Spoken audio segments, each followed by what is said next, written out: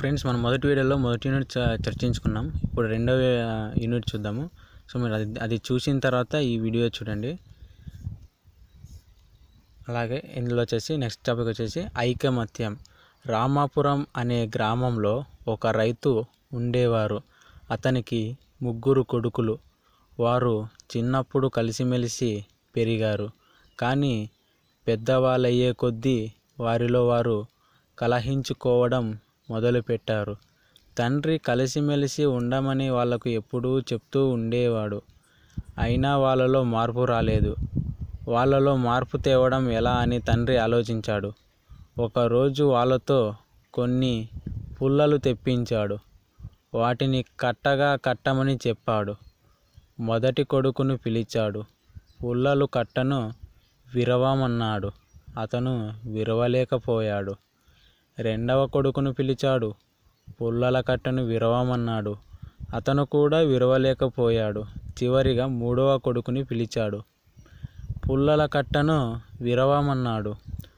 పుల్లల కట్టను విరవడం అతని వల్ల కూడా కాలేదు. తండ్రి 3 కొడుకులను దగ్గరకు పిలిచాడు.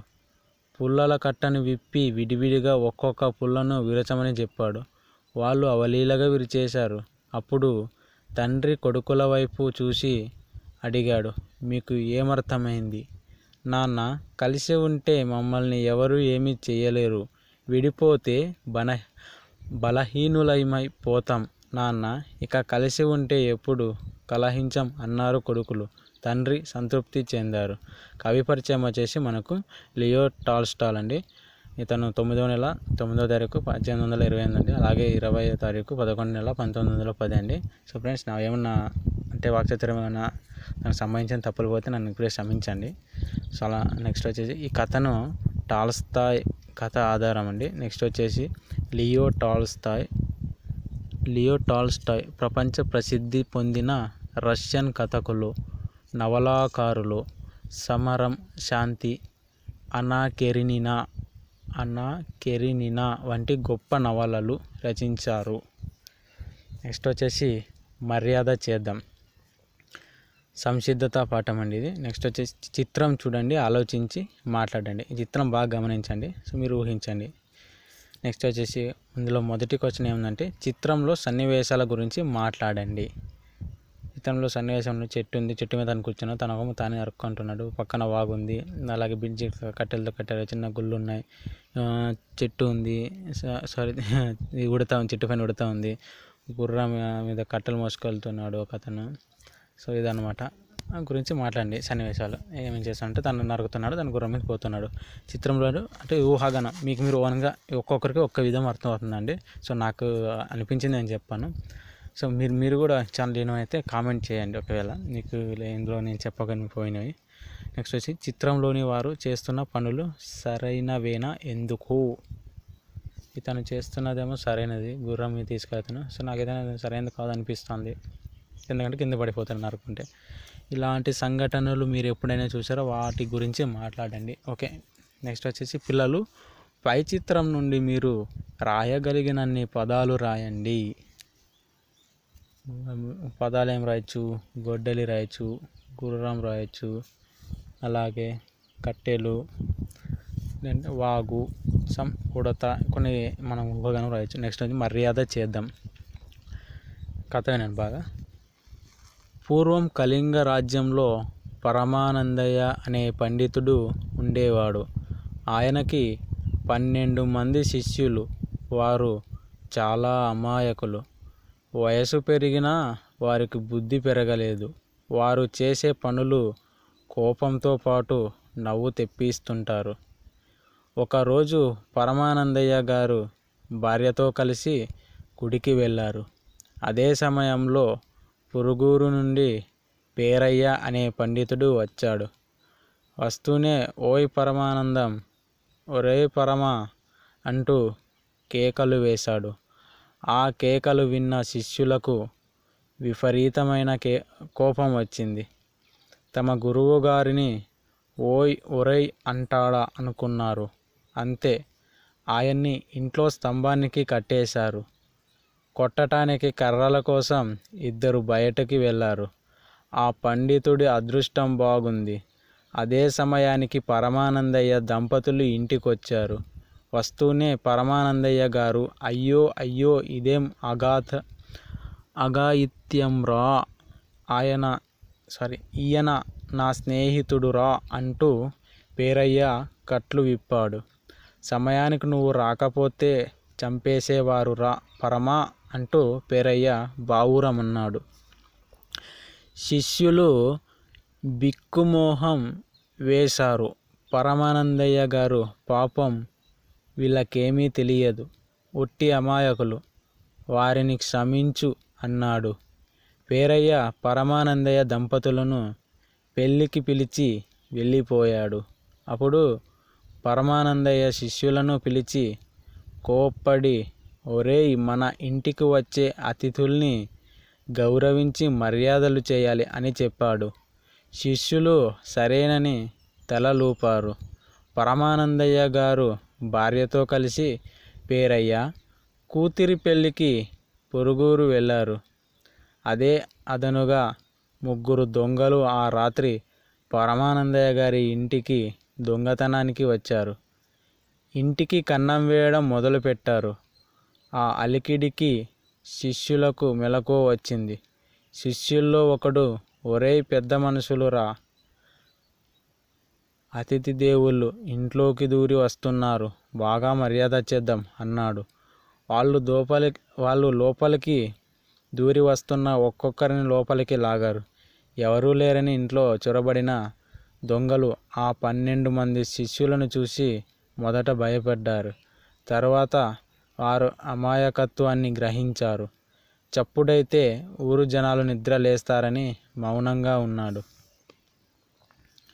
శిష్యులు గురువుగారి మాటలు గుర్తుంచుకున్నారు. అతిథులు పూజలు మొదలుపెట్టారు.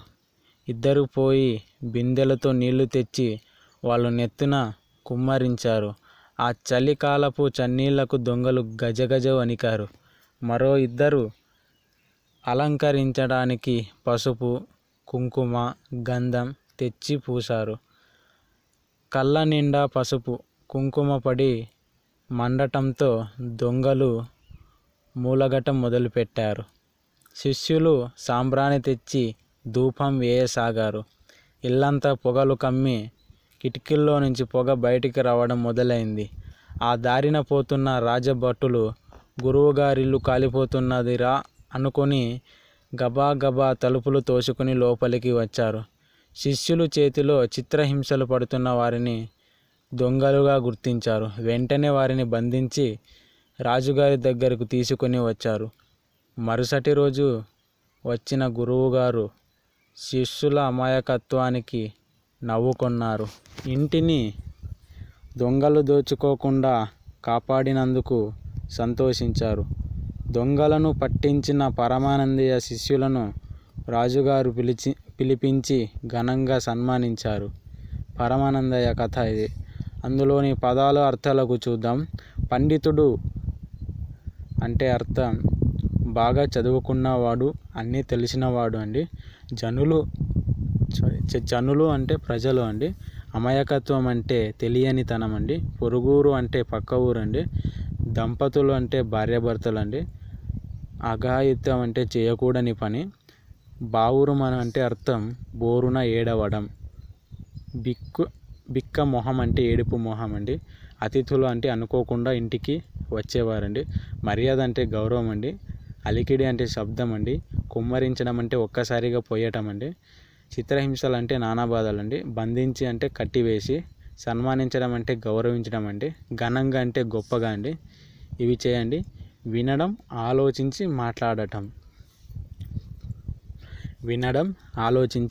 మాట్లాడటం. పాఠంలోని చిత్రాల గురించి మాట్లాడండి. పాఠంలో మీకు బాగా నచ్చిన సన్నివేశం గురించి మాట్లాడండి. పరమానందయ్య శిష్యులు ఎలాంటివారో చెప్పండి. మీకు తెలిసిన ఏదైనా హాస్యకథను చెప్పండి. మనకి నెక్స్ట్ జానపద గేయం. ఓకే, రేలా రేలా. ఫ్రెండ్స్, నేను ట్రై చేస్తాను. రేలా రేలా రేలా రేలా రేలా రే రేలా రేలా రేలా రేలా రేలా రే. అడవి తల్లికి దండాలు మా తల్లి అడవికి దండాలు. అడవి చల్లంగుంటే అన్నానికి కొదువే లేదు. పంట ఇంటికొస్తే పండుగ చేద్దామా.